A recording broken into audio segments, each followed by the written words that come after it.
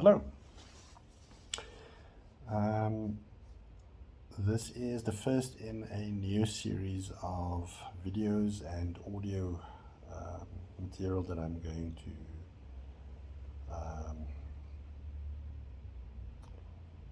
I suppose, create, or where I'm going to think out loud about certain topics. And this series, or this particular part of the series, is about masculinity.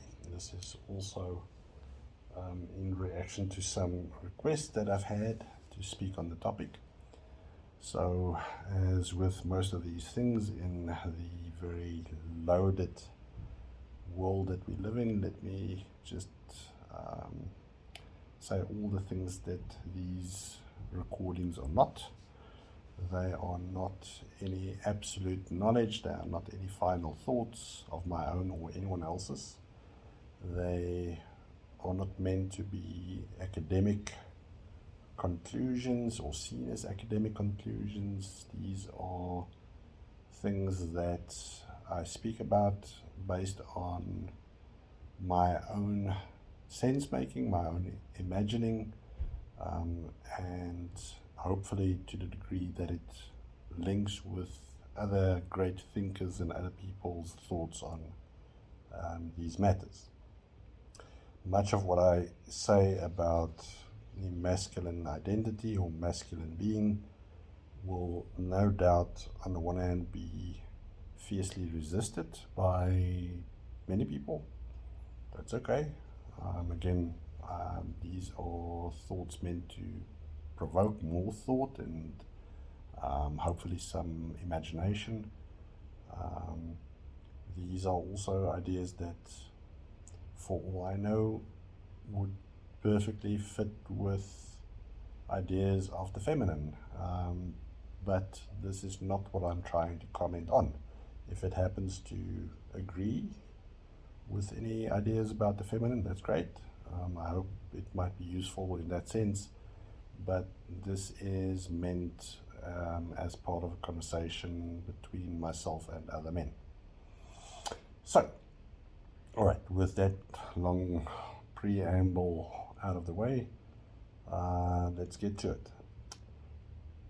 So, I was going to approach this in a much more structured way, but I finished watching a movie recently called God is a Bullet. It's a 2023 movie. I had not heard of this movie before, so I didn't really know what to expect. I had assumed from the trailer that I saw that it was more or less an action flick, which I quite like. I like action movies. But it made quite an impression on me, and enough so that I thought I would use that movie alongside other movies, primarily the John Wick series of movies, and maybe one or two others that I might reference, as a kind of introduction, and maybe more than an introduction, but an introduction to certain themes and ideas. Certainly one main theme that I will expand on today. If you had not seen any of these movies, so what's the term that's used? Spoiler alert. You may want to not watch this video any further, to not spoil your viewing pleasure and the ability to be surprised by the film or to have your own impressions of the film or films. But assuming that you have watched them or that you don't mind things being spoiled, I'll go ahead. So, a very brief summary of the movie God is a Bullet is that it has to do with the main character is a police officer. I think he's a detective, and his ex-wife and her partner are killed, and his teenage daughter is abducted by a group that I think nominally can be thought of as Satanists. So and then he embarks on this journey to find her and to rescue her. And along the way, he meets a young woman who had previously been part of and had herself been abducted by this group, and she then assists him and leads him, and along the symbolic lines, she also helps transform him. So there are multiple things in this movie that I will just touch on and that I will return to. The main idea is that for both the movie John Wick and this movie God is a Bullet, as well as maybe a movie like Taken, the Liam Neeson movie, there is this notion of something, or more specifically someone precious. Someone who is so valuable, so dear to our hero, that he is willing to go to almost any length to regain that person and that relationship. So for two of those films, it's daughters, and for one of those films, the John Wick series, it is his wife.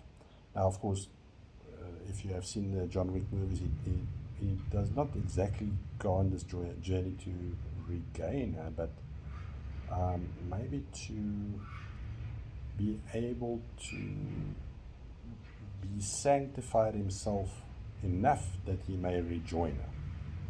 So slightly different, but I think the same idea applies here, where these men are so shocked out of their civilized state that they go into what may look like a violent frenzy or a very violent path in order to rescue or to refine something that is sacred.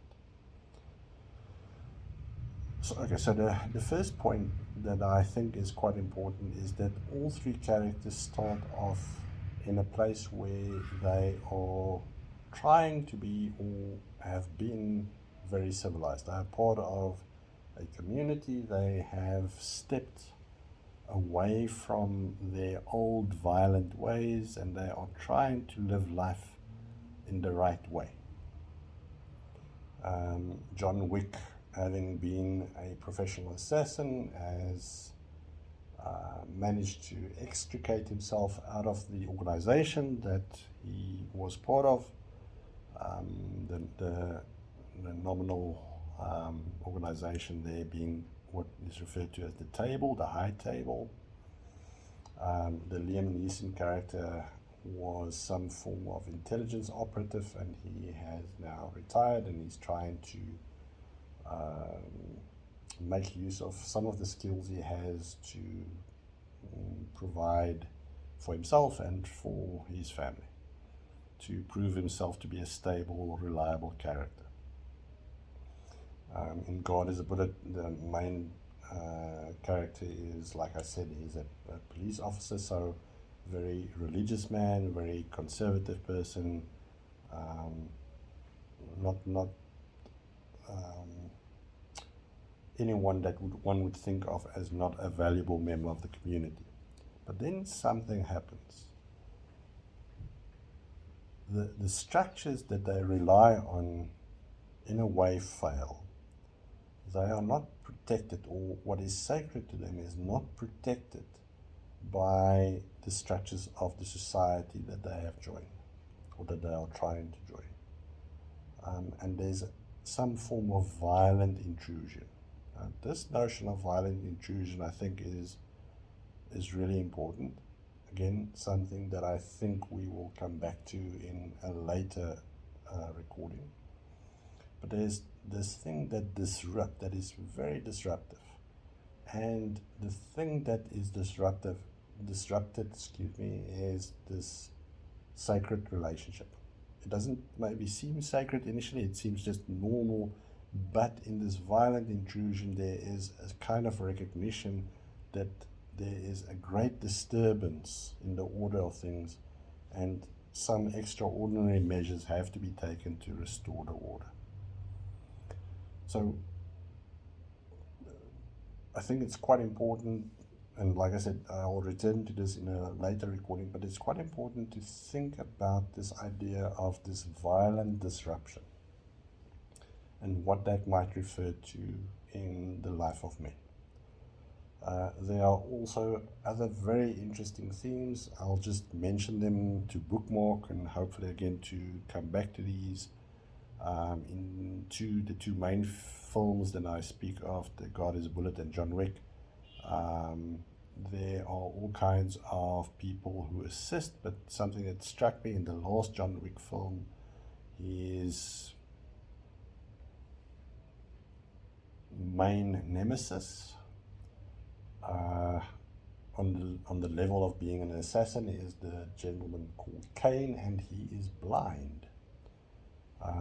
What struck me about that is that in the film God is a Bullet, there's also somebody who assists, and again, these assistants are not exactly like friends, they're definitely not like partners, but they provide assistance nonetheless. So there is a character, I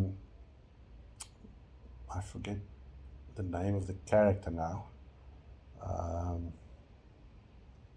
and I've also gone blank for a moment on the Jamie Foxx. Jamie Foxx is the actor that plays the one-armed, so he's also mutilated, he has also been harmed in some way, a mutilated tattoo artist, but that provides a range of services. So that's an interesting thing, this idea of a wounded ally, who is kind of, and again, very ambivalent sort of ally. Something else that was also very interesting, again, something that I will speak of in a forthcoming, maybe the next recording, is that there is a kind of something that I refer to as a desecration of the flesh. So in, I think it's the third installment of the John Wick series, he is required to cut off one of the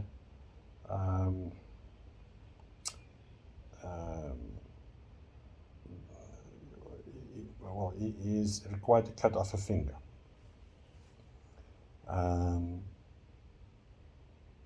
So there's this deliberate self-harm that is required by this force outside of him. Now in John Wick, it's not exactly clear what that means in the context of a film. Well, in the context of a film, it is a required sacrifice to show his obedience and his willingness to submit. So this idea of submission is quite important. In the film God is a Bullet, there is also something like that where the hero of the story is required to get a whole bunch of tattoos, including a face tattoo, or a small, if I remember correctly, spider that is tattooed on his face by the female lead. Also where the tattoo artist came into the story for us. So very interesting that both characters have to, in their journey, they have to submit to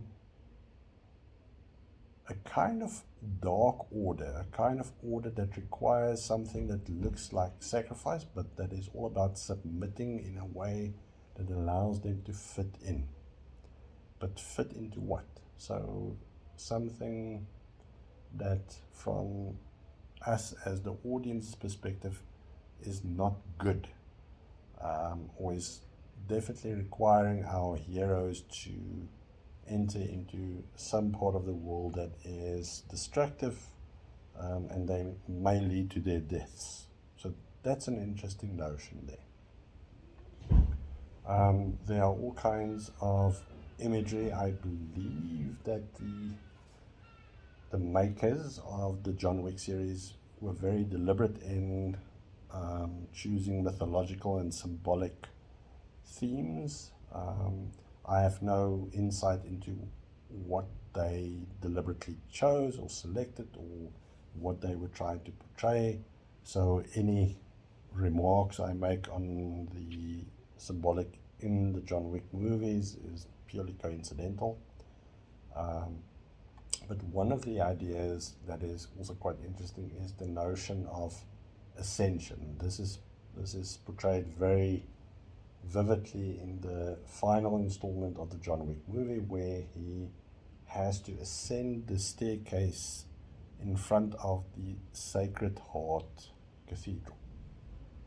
Now, that certainly is not any coincidence that on his final part of the journey he has to ascend to the Sacred Heart, and there is a very clear link between that ascension and his becoming free of the tyranny of the high table, and in managing to make himself worthy of connection to his dead wife again.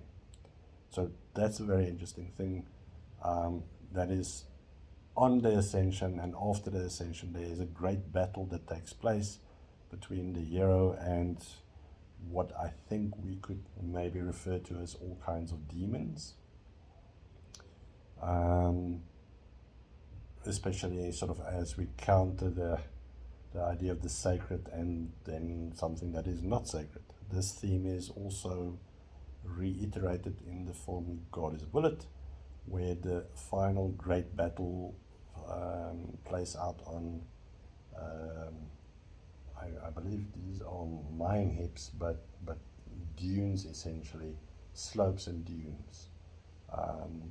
So there's that idea of final ascension and a final battle. Again, very symbolic, very important ideas. The ideas of the demonic in the latter movie, the God is a Bullet movie, these are very close to home. They are battling actual Satanists, so not very far removed from the idea of demons. And these people have gone to great extent to dehumanize themselves. The idea of what this means is quite important. We'll get back to that as well. Okay, so rich in themes, rich in ideas, but the one important idea here when speaking about the masculine is the importance of the pursuit of something that we can call sacred. Now again, sacred is a tricky word, but something that is of such substantial value that we can hardly not, we simply have to allow ourselves to submit to that. This is something that is so obviously important that we would be willing to lay down our lives for it. So this would represent our highest value. Now, in these movies, this relationship is portrayed as personal relationships, and specifically relationship with very special feminine or female characters. This may not always be the case. I can't think of a film that portrays this now, but I'm sure there are a great many of these where the hero is willing to die for his friends or brothers in arms, or where he is willing to die for an ideal like patriotism, or for some religious ideal.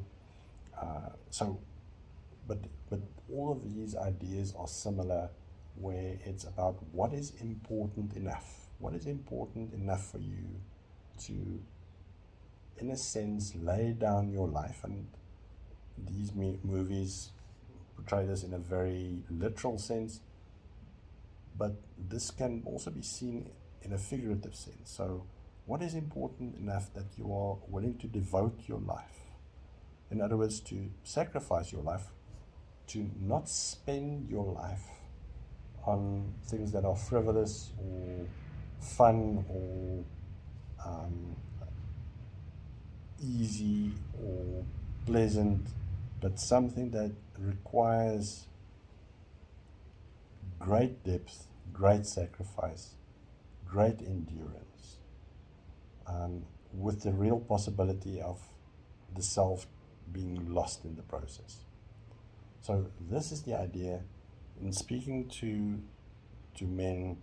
What is so important? What is important enough that this can become an overriding factor that is important enough that you are willing to let go of any notion of what civilization thinks of you and what you think your role in the civilized world should be. All right, I'm going to end there with that idea. We'll come back to this idea as well, but just as a way to promote and provoke some thought. Thank you for your time.